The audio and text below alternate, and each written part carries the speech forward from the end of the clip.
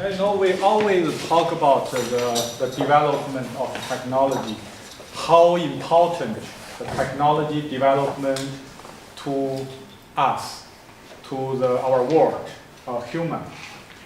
I would like to address 2 points. One is for the so-called real industry, means the job creation. And the second is maybe more further. It's about the ethic of the artificial intelligence impact for the human being and the social. You know, we know the industry development, during the whole industry development, at the very beginning, 100 years ago, the first machine developed. The first reaction, actually, the people say, okay, the machine will replace human being. And a lot of people destroyed the machine at the very beginning. And then later, the people change the behavior. They try to catch up. They learn to be the engineer. So a lot of work, a job, is created by the technology development. But I don't know if we are in the same track than before. So it means those kind of new technology, artificial intelligence, smart factory, will help human beings create more jobs, or that will be totally different situation. Because with artificial intelligence or smart factory, they are much faster, much more efficient, and much cheaper, and much precise. And which the influence, the impact, the human being, also called the industry. Not only the industry itself, the manufacturing, also for the service industry, banks, lawyers, and also accountant. Will we create more jobs than before, or we really face a totally new situation compared with the shifting with the new technology? Please. Me first of all. Well, to a large extent, the way that I see it, it's not that different than other revolutions. That means that the initial idea that there would be a very smart AI just controlling things, which is kind of the fear we have from different perspectives, job included, but in general, is not at all what it turns out to be, and that's exactly the point. And I prefer to think about AI as a toolkit for data scientists rather than the thing that is governing the world. And from that perspective, then while some areas are affected in a negative sense, others are created, and we will need a lot of data scientists in the future just because we have to cope with the reality that it is not an all-controlling system that does everything. That's not what's happening with AI at all. And that's interesting, and that creates a lot of jobs. And of course, in other areas, then it might reduce them. And like many cases before, the skill sets are not the same. So we will face most likely the same type of problematic of how do we manage shrinking need for certain skills and a growing needs for other skills. But all in all, I don't think that it's any different than in the past, and I think there will be a lot of jobs, and really a lot, like much more than what we imagine now, which are related to AI, which will be created. So I don't know if that's a complete enough answer, but that's what I would.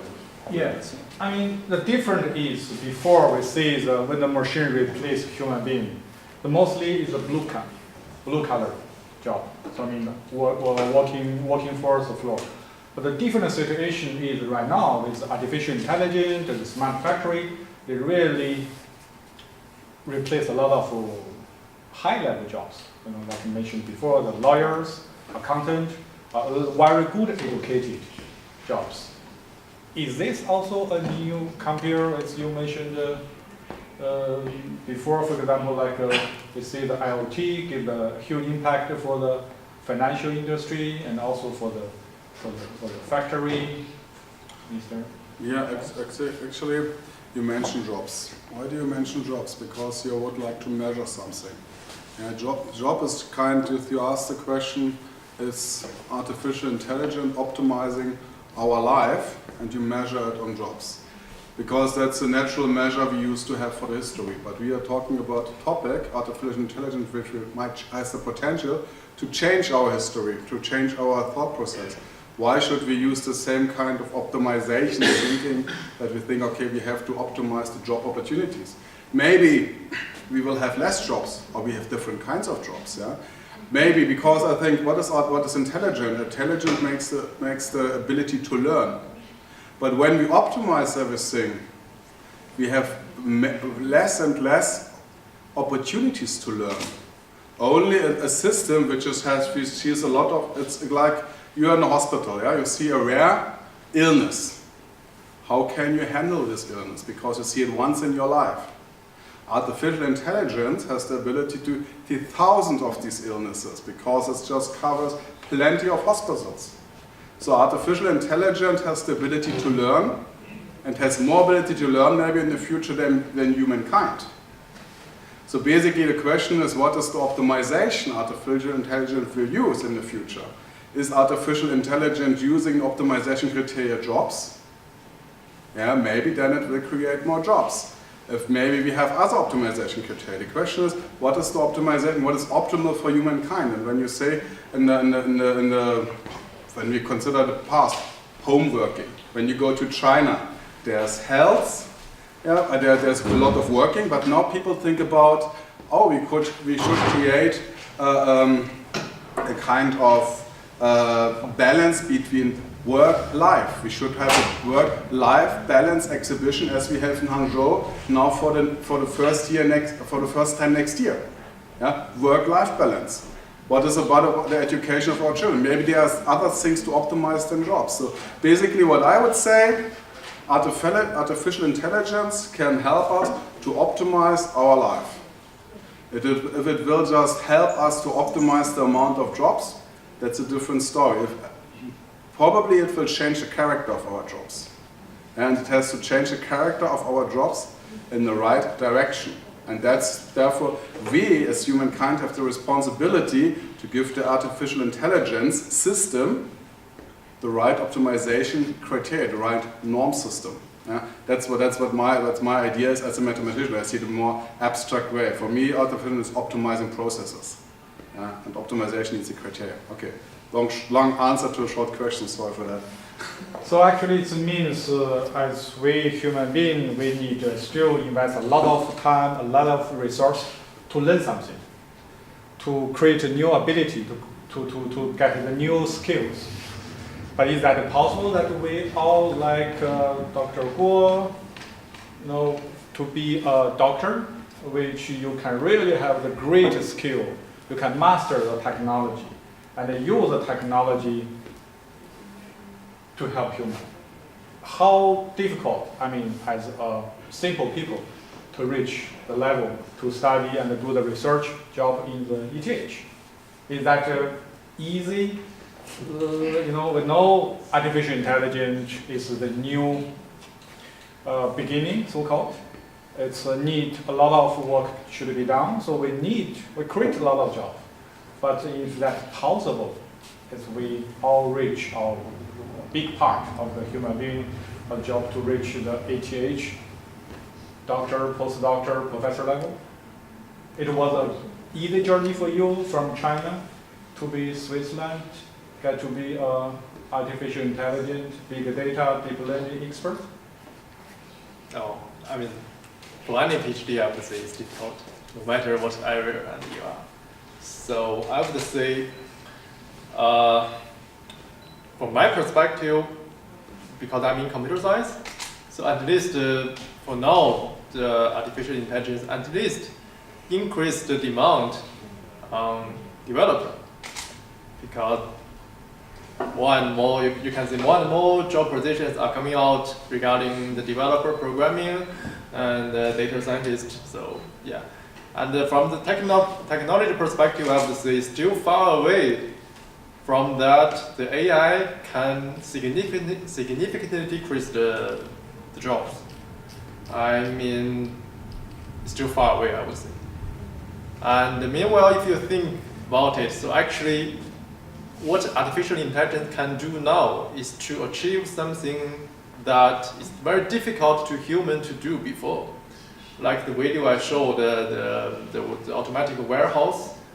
So you can imagine it's impossible for human to process more than 1 million packages per day. No matter how many workers you employ, that's an impossible task. So I think people are a little bit over-concerned about the danger that AI could bring to our life, but I would say still very far away. We don't have to worry a lot. I can understand that this is sure as the artificial intelligence, manufacturing, and the whole system could help human beings to ease a lot of process, also develop a lot of possibilities.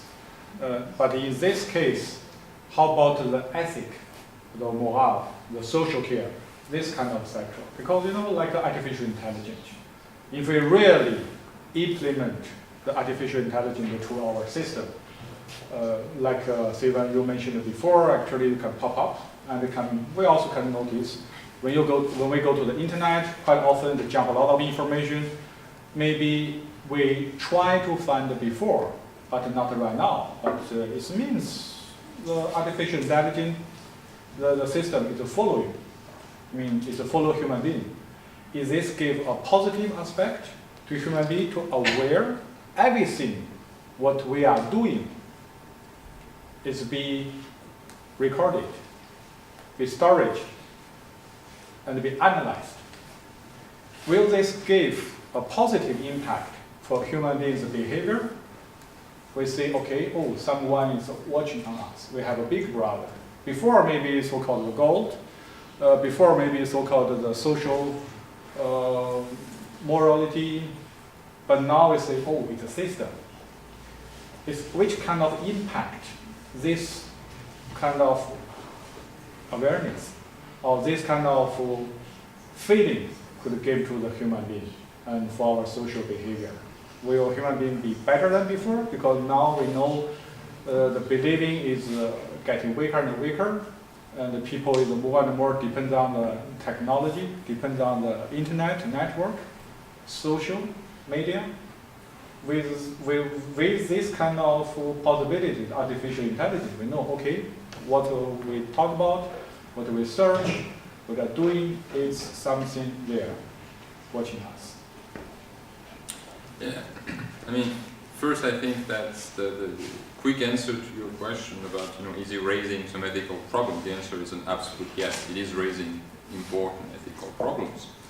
Now, that doesn't mean that we are doomed to suffer the full consequence of these problems. We can act on it, so I think it's completely up to us. There's many ethical problematics related, but there's one which I know a little bit about. So let me take it as an example, and because it's connected to my domain of, to some degree, everything related also to recommender systems. And in recommender systems, then there's a problem of what has been laid out quite nicely. Forgot about the name of the person who brought it up in the first place, called filter bubbles. And filter bubbles is a good illustration of a real ethical problem of the systems as they are today. So an example of a filter bubble is a person who goes on Facebook and decides to follow in a balanced way Democrats and Republicans, what they are saying. But because of the way of thinking of the person, then the person happens to click more on the links of the Democrats, because more often he's interested by what they say. But the reason why he's following both is because he would like to keep an open mind and be able to scan the information. Now, what will any of the current AI system do in that case? They would stop to show the Republican streams because they don't click on them. That's a problem. That's a real problem. So yes, at least in my domain, that's one of the best examples of what you're laying out. And it is a real problem. And there are different ways to think about it and different ways to think about solutions. But one way or the other, we have to, I think, break this old idea that people are have a short attention span, are not interested to pay attention, and they should just be delivered whatever which we put in front of them. Because as long as we stay in this mindset, then we create the room for these AI systems to actually play this biasing role in a dangerous way. We have to do the opposite. We have to look into the intelligence in humans, in the users, and to find a way to let them have control in the systems. And think about it, like when you go to YouTube and you see these other related YouTube videos, do you have currently any way to influence what the system is showing you now? No. Why? Because it's too complicated, because it's... Yeah, but that's the problem. Because if we don't try to do that, and we perpetuate the problem of filter bubbles, which is quite dramatic. And so, I don't know if that's a good example for you, but that's basically, at least from what I can put off, one of the best examples of a real ethical problem with real aspects we can act on, and we can do something about it. Dr. Strauss, it's also quite interesting because we also hear some example, like the robot from the factory, there did some accident for the workers. Will this could be happen? If some software went wrong, and the human beings be used to let a robot do all the jobs. But if some bugs happen, and the artificial intelligence is much more smarter than people could control or under control. Is this also you call it like a science fiction, or it's a reality? People should be not prepared for that, but at least to think about that, the scenario. Yeah, I think basically what we create a component of an ecosystem, because artificial intelligence is certainly influencing our ecosystem. It's supporting it, or it's just supporting it, or it's just disrupting it. So basically what we have to be clear, we have to be able to regulate it and to create a kind of harmony and sustainable in the ecosystems. But there is not only one artificial intelligence system or one digital ecosystem. There are many of the digital ecosystems. There are many animals on the field, and they may fight each other. And when they fight each other, they might create harm. So basically, the question is a question of regulating.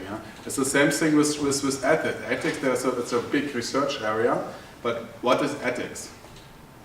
The word ethics doesn't mean anything. Ethics, for instance, manifests in behavior. You can ask the question, will artificial intelligence help to behave people in an ethical manner? And what does an ethical manner mean? How you measure it? An ethical manner is according to the regulations of the society, to the norms of the society, whatever society it is. So basically, has artificial intelligence the ability to control people? Yes. Has artificial intelligence to create incentives for people to behave in an ethical manner? Yes, so certainly artificial intelligence will help to behave people in an ethical manner. The question is now, okay, is the incentive mechanism from the artificial intelligence to the people ethical, maybe? That's another question, How do you feel about it, you personally? What is your personal feeling about it? But that's another issue. But from the pure point of a society, you will see less crime. It's a clear prediction. Because it's much more risky to commit a crime. You can better set better sense. It will help the society to develop. It will create a more secure society. But still, what is just the norm? And then the artificial intelligence will have the ability to set norms and to control the norms, to optimize the society to its optimization idea. Which might be not a human optimization idea, or not the idea of the mass of the humans. That's a different question. So as you can't separate ethics from the society. People in other countries have completely different ethical norms and attitudes than, for instance, people we have. Because it belongs to society, and that's the idea. Okay, so that's the answer. My background is a bit philosophical because my mother was a philosopher and some background, so for that. That is actually quite important. like you just mentioned, the different societies, they have different assets. They have different standards because the background, the economic development, social development is different. Exactly.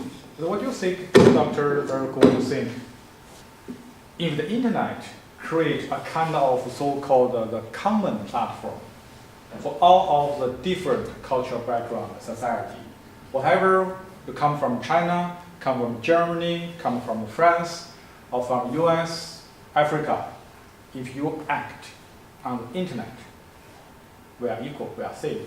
We more or less have the same kind of like a, we put the action or behavior in the category, which is right, what is wrong.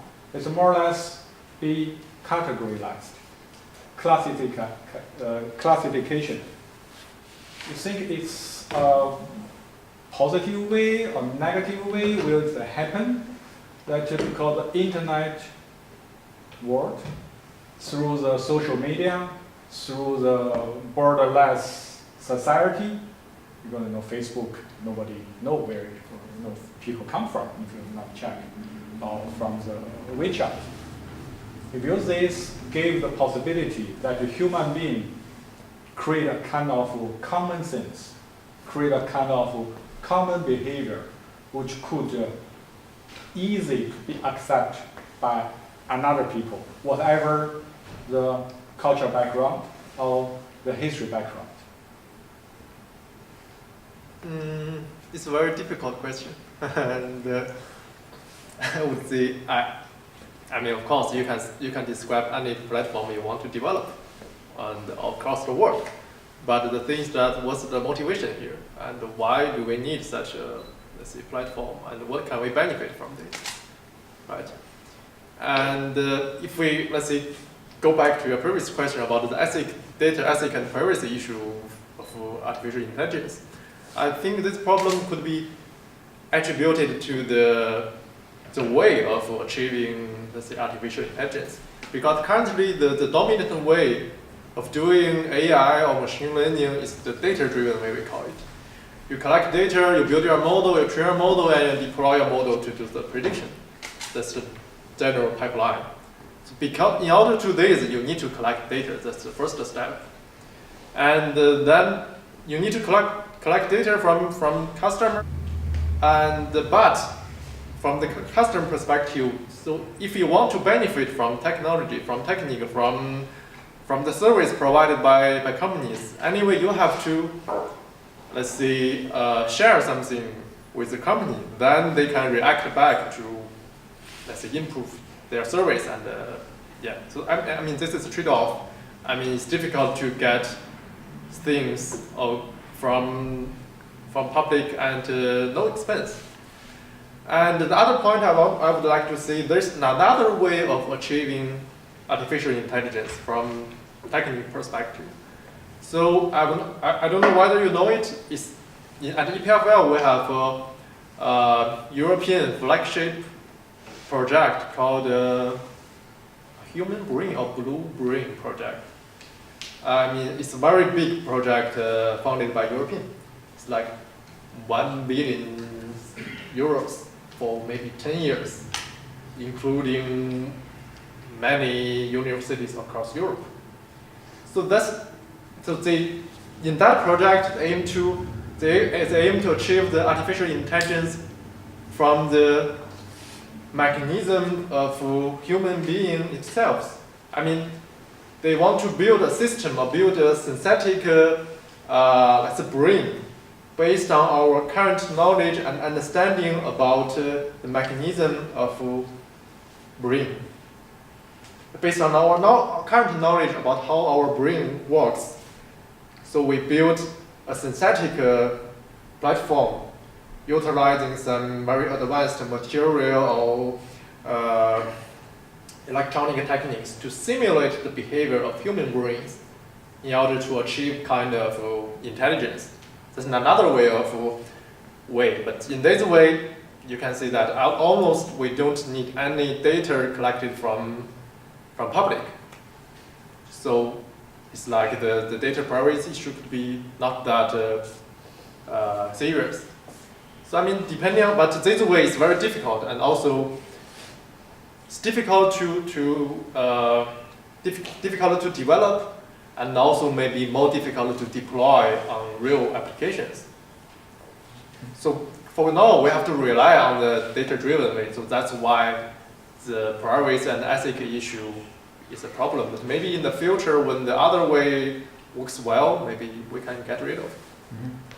Before we open the question to the audience, actually I would like to ask Shang Xiaolong. Now, his research sector is quite interesting. It's about the social media, and specifically about the complex network.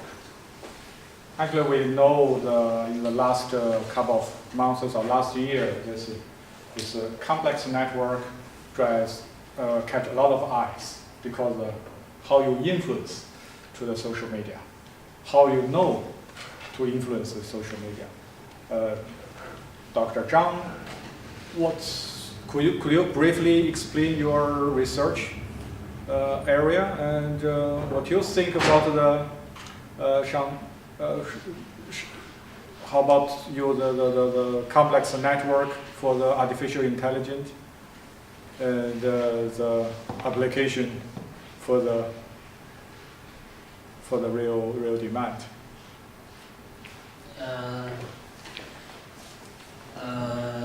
I'm a third-year PhD student here, studies the combination of the big data and the social media, the Facebook, Twitter, and recently I studied the spreading of information, especially the news, the fake news, the rumors, and the spreading partner in the networks. And in fact, my research recently is about how to predict the spreading scopes of the information. For example, if I had know the spreading path of the information in the first 15 minutes in the network, how can I predict the spreading scope in the network in the following 2 weeks?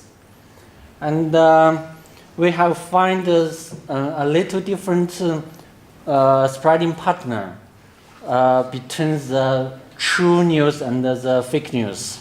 And in fact, if the this is allow us to control to suppress some spreading of the information in the network, then maybe we can reduce the influence of the fake news or rumors on the social network, especially in some the influence to some big events, such as elections in US or something. So I think for the development of the artificial intelligence and its application in the real world, we can do some more if we can trust the artificial system.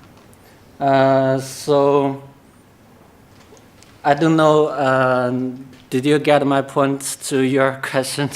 Yeah, So, I understood. Actually, it's not easy.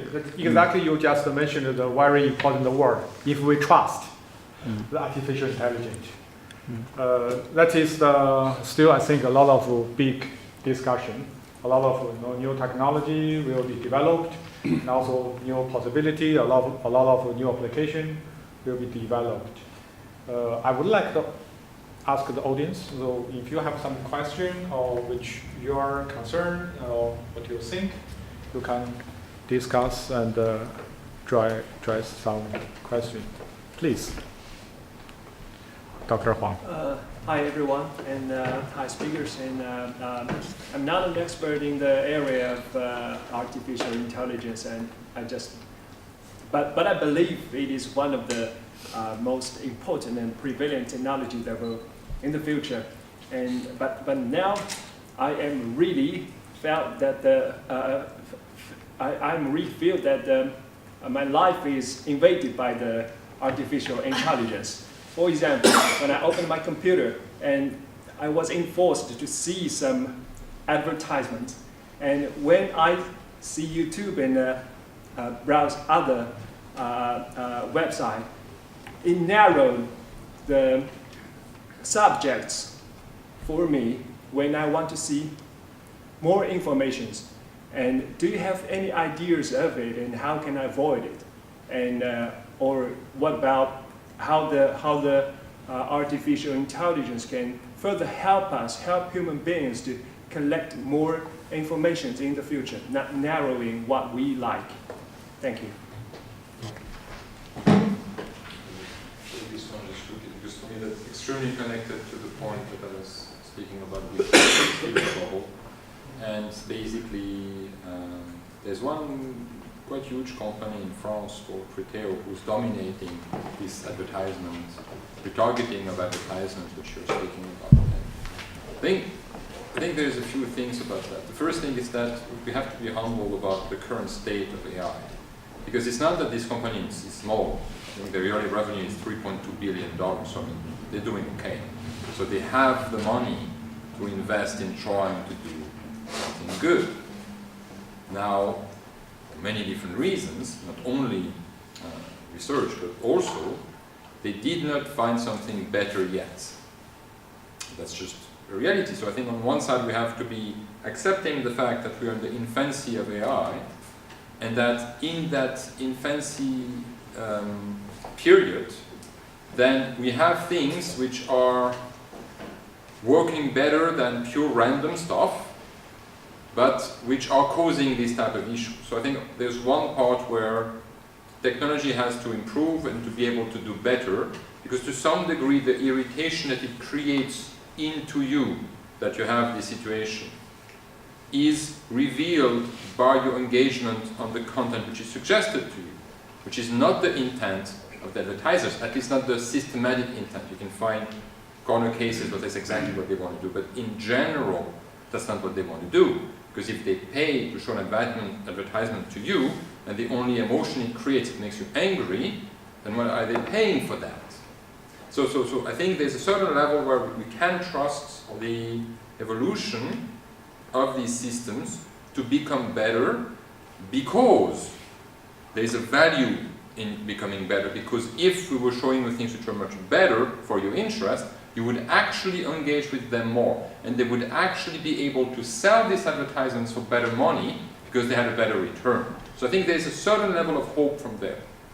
And I think on the other side, I think that there's really the need for a, which is restarted with this regulation in Europe, which everyone knows about, which are quite a big deal.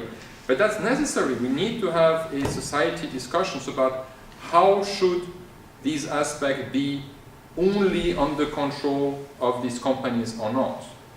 And that goes back to the point I was trying to make before. If we find a way to empower you to indicate in different ways, which are simple for you, which are not intrusive for you, which are not causing you too much pain, a way that you can influence the content of these advertisements and many other things. Advertisements is just things which bothers us all, so we all know about it, but that's true also for other things.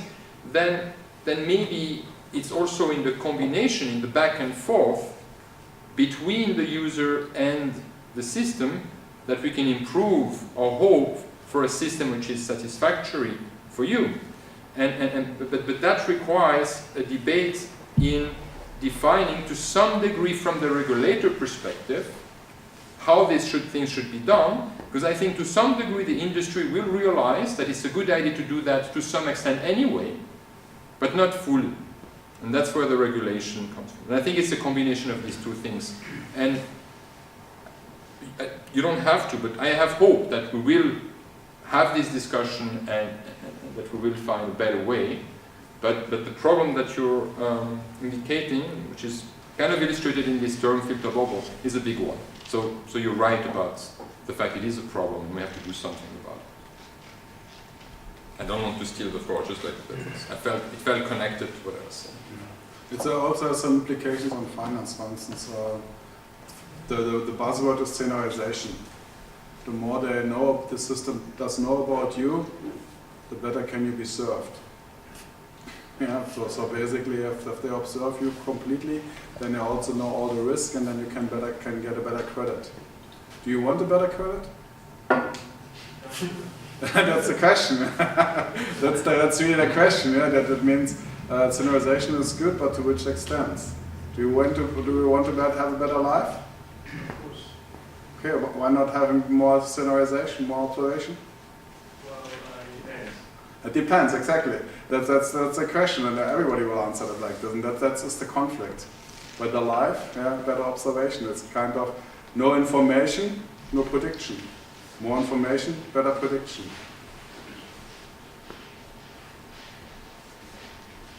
Okay, some. Yeah, regarding I have some additional comment. There's a joke about Google, and it says that, okay, Google employs some of the most smart people on the planet, and their job there is to think how to make you click advertisement on their website.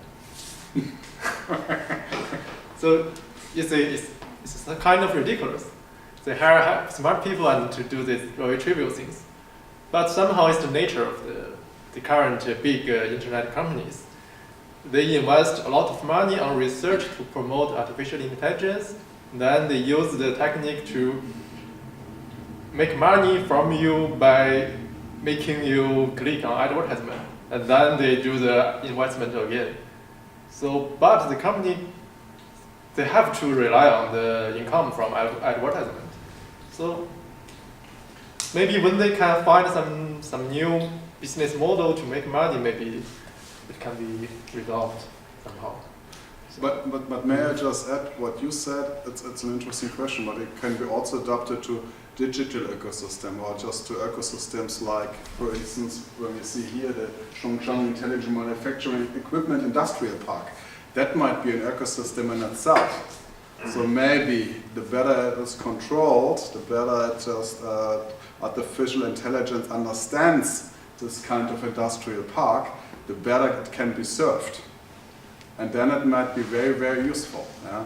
And the question is, what kind of data do I give in the most efficient way? How do I regulate? And how can the artificial intelligence do the proper adjustment, adaptations to the system? Yeah? And that's so basically when we talk about this region, yeah, then I would say, okay, yeah, it's worthwhile to analyze it, to see it from a very structural way, and how to just implement it in a most efficient way. Yeah? That the management or just the factories get the information they need to make this kind of ecosystem sustainable, yeah, and competitive. Yeah? And then it's different, yeah? Because as a human, from my understanding, we are ecosystems, but also there are a lot of technical ecosystems, there are factories, parks, yeah, and so on. Yeah?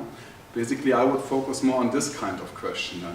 And then you don't have all these kind of ethical questions. You can really say, okay, you would like to have as monitored as much as possible because it improves it as much as possible. Yeah, that's just yeah. Actually, I'm not complaining about the advertisement itself. I am complaining about that I have no choice. I have to see. So if the artificial intelligence is intelligent enough that at least that I can speak back or let artificial intelligence know that I don't like to see the advertisement or I don't like to see the advertisement at this point. Okay. And maybe the artificial intelligence will reply back, okay, please pay it. And anyway, I will feel that I have a choice. I think that will be more, I feel that will be more respected. And this should be the artificial intelligence maybe in the future. The better communication between human beings and the computer. Yeah, that's it. Now it's a one-way street. It's just pouring stuff on your screen. That's what it does. And look if you click on it or not. But that's not nowadays it should not be really called the artificial intelligence or just a big data or that connection. Just, I think it might lack of some part. Yeah. Yeah, not just invading to my computer. But I'm certain that will happen in the future because it's just a pure question of the network and what kind of information you can give. and provide. Maybe the artificial intelligence is not smart enough. Yeah, but I think that's not really artificial intelligence. That's a kind of regulating system. That's regulation. That's for instance, programming languages like Prolog could do that, and I was learning it in the 90s. Yeah, because it's just a rule system. You give rules, and they reply on certain rules. Yeah, that's a rule system. Thank you. Okay, some other questions? Yeah, maybe a question on data privacy. I mean, I'm quite familiar with the new European data privacy regulation. And basically, my understanding is in Europe, you can only process data of an individual if the individual explicitly agrees to the processing of that data.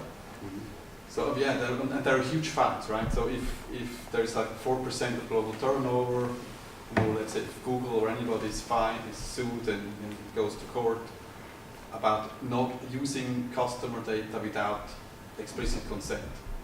What are the risks there for these large companies or any company using it, trying to filter things and steer things from without disclosing what you're doing with the customer data? Most of our e-commerce customers are in Switzerland. We had that discussion like 50 times over the last 6 months. The thing is that first you have this difference between is it going to be opt-in or opt-out. That's a big difference.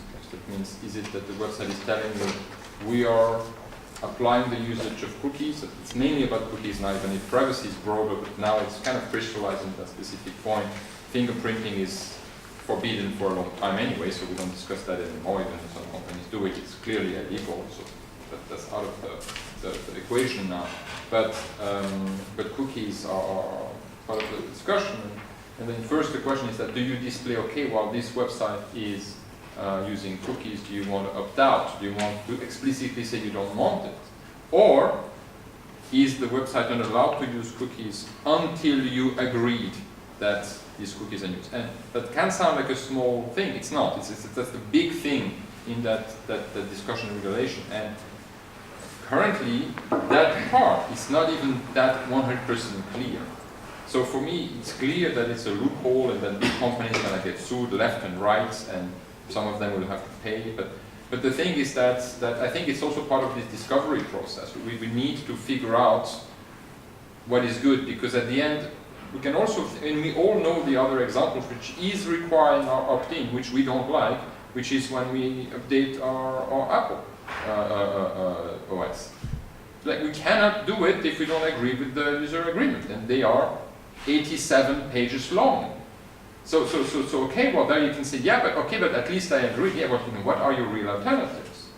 So I think that to go back, because that's somehow connected to the question before, because to go back, it's like, yes, I think that the regulations are absolutely necessary and important, and we are just on the process of figuring out what to do. So you can take a conservative stance and immediately take an opt-in approach, or you can say, I take opt-out until I can see that there are some heads getting cuts, and then I'm like, okay, then I move. So there are different strategies you can do to try to mitigate that risk. But all in all, I think this is just the expression of a need that society has to try to sort this out. And my only hope is that it doesn't go quickly to the extreme, that complete branches of possibilities become like cut. And that would be really a pity. And I hope we don't go to that extreme. I also hope we don't go to the extreme of being too complacent, to the point that basically we suffer from lack of privacy. That would also be very bad. And I think we're just in the way of figuring out, and so far, even if, of course, from a company's perspective, it's bothering this regulation, but I think from a society perspective, it's quite healthy what's happening. And we're figuring out, and there I think it's really at some point a question of being informed and just taking a certain move, but at the same time being quite reactive, because it's likely that this regulation will clarify over time. They tend to do. So I would say, don't be the first one to do the worst possible thing, which is not clear, but don't be too afraid either, because it's moving. in that direction. The intention is good of this regulation, but it has to be, you have to be able to enforce it. Yep. Yeah, and because of this question of this legal issue of the enforcement, it creates an operational risk. And what creates risk is costly. Yeah. And when you would like to operate cost efficiently, it's a question if you need this kind of, or to which extent is this kind of regulation necessary. Yeah? Basically, you will see, yeah, because it's hard, because you have to go to 80 pages of legal contract, yeah, and then you have to adhere to this contract is difficult, creates a lot of problems, and makes certain economies not really flexible, and costs a lot of competitive advantage. Yeah? From the economic point of view, it's really necessary to find the right scale of these kind of data protection. So basically, what personal experience, what you see right now, you enter a web page and they ask you, do you agree to these kind of cookies? And you are just in a hurry and say, okay, I need this information. Yes, I agree. And processing, you don't know what's going on with your information. And now they have the right to use your information because of GDPR. Before that, you could even say, okay, no, I didn't say yes. Now you have said yes without reading it, and they can use it. That's the problem. That's the countersign of this level. Yeah. Okay. Some other questions? Yes. I'm curious about your motivations to be here. Usually it's an investment promotion conference, right? So if you are considering launch your business or research in China or work with Chinese companies, what are your concerns? Okay, can I stop because I have to run at 5 o'clock because I have to go to another meeting. Basically, China is just the country of artificial intelligence. That's clear. It's just when you look what kind of development, when you see the papers which are written, maybe they are not of this high quality, maybe of Americans, but they will be. When I look, for instance, how the people, the young generation is doing in math. Yeah? So I don't know, it's another fact. The mathematics Olympiad, international, is won by Chinese. Yeah, and they are the best there. So basically, when you look at countries like Chongqing and the network, what kind of infrastructure you find, and compare it with this 30 million city, all these computers, this kind of network abilities with Europe, or just with America even, I think you see a clear advantage in China. And China is the country of artificial intelligence. If you would like to do research, if you would like to be keep state of the art, yeah, if you would like to keep on track, you have to be in China, and you have to look for opportunities in China. That's very clear. Yeah. And also we did a lot of research how companies, M&A, merger and acquisitions transactions, went on between China and Switzerland. What we found, in the driving seat are the Chinese companies usually, yeah? And we have a lot of, we see a lot of issues with integration, yeah? Just different kind of tempers, different approaches to attack the problem. So it's important to learn from China. Yeah? China is important for the economy, China is the country of artificial intelligence, so there's no other way than to deal with China. And we would be, from my personal point of view, we are always keen to work with China. So next summer I will teach at Peking University IoT and health, yeah, medical issues there, because there's also a lot of Internet of Things, and medicine has to be financed. Yeah, so basically that's the idea, to be there. Yeah, and there are plenty of things. Yeah, in China to do. It's great. Yeah. It's also when I see this kind of industrial park, yeah, and the area is a very traditional area. That was where Deng Xiaoping went for the first time on our Southeast trip. Yeah, so basically it's very well known. So it's great. It's good to be here. It's a quite honor. Thank you very much that I can be here. And now I would like to say goodbye and have to leave. Okay, thank you very much. Thank you.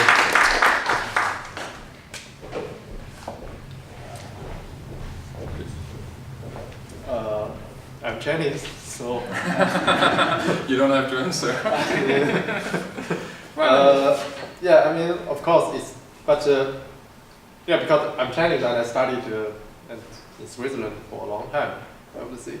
So Yeah, but see, of course, it's good, especially for the current time being, it's good to do research or do, let's see, industry related to artificial intelligence in China. But there could be also some problems there. I mean, let's say some people say that, oh, okay, is that over, this area, is that becoming over, let's say, too hot or active? Or is there some underlying things people overlook? And yeah, some concerns around these issues. So yeah, and of course I encourage, let's say, the companies in Switzerland to go to China to see what is going on there and what is happening and what people are really, how people are really exciting to be open to new techniques, to try to make use of them to let's say, improve different aspects of their lives. So there are a huge amount of opportunities there. And yeah, that's my point. So I'm not Chinese, but China has always been important for me.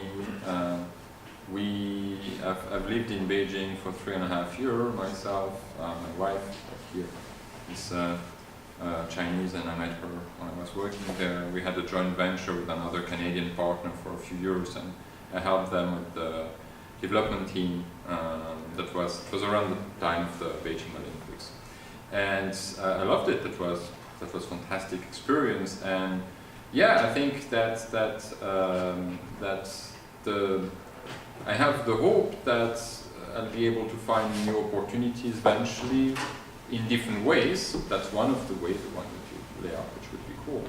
But in different ways, and also I think that, so what I learned is that I think that the time that it's like, oh, we have the high tech in Europe and it's just being carried to China, that's over, because there's just as much, if not significantly more innovation in China than there is in the Western countries. And there I think for us, finding companies who would be interesting to do some partnerships, including in our case different types of OEM approaches and so on and so forth, would be in my view fantastically interesting. So I'm always happy to have the chance to meet and identify opportunities related to Europe.